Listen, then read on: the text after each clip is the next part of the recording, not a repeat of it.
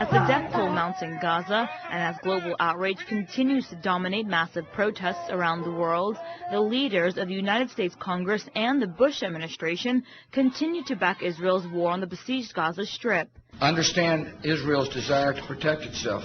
But one voice on Capitol Hill has broken from the status quo. Republican Congressman Ron Paul recently called the onslaught in Gaza an atrocious massacre. It's our money and our weapons, but I think we encouraged it. Certainly the president has said nothing to diminish it. Matter of fact, he justifies it on moral grounds. Oh, they have a right to this, without ever mentioning the tragedy of Gaza. You know, the real problems that are there. To me, I look at it like a concentration camp, and people are making homemade bombs, and like they're the aggressors. Dr. Paul noted despite silence from the Obama camp, the U.S. is heavily involved in the ongoing assault on the 1.5 million Palestinians trapped in Gaza. I think if we weren't in the Middle East, there'd be a much greater motivation for Israel to deal with all the people and maybe the Arab League. Maybe they would be talking to the Arab League every single day on how to work out problems. But they don't do that. They don't have the motivation because they know we'll back them up. No matter what happens over there, Israel knows, and our government knows, Republican or Democrat, that we'll do whatever is necessary to bail out Israel.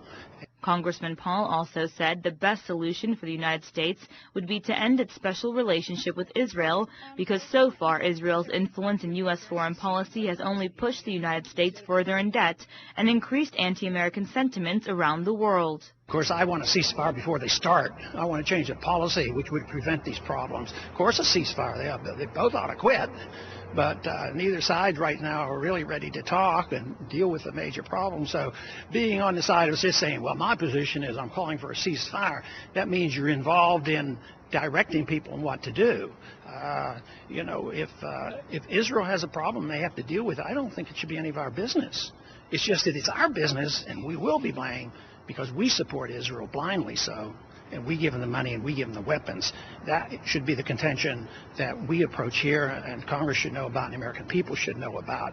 And then if I personally favor one side over the other side, it's really pretty academic because politically I don't want to be involved. I want to say, well, you know, I think the Palestinians had been ripped off and therefore all the blame is on Israel. I've sort of stepped in a little bit more than I want to. I can have a personal opinion, but politically, my position is that America would be much better off if we just minded our own business. And, of course, I always tie this into the financial calamity that our foreign policy creates. We're spending way too much money, and that helped bring about this economic crisis.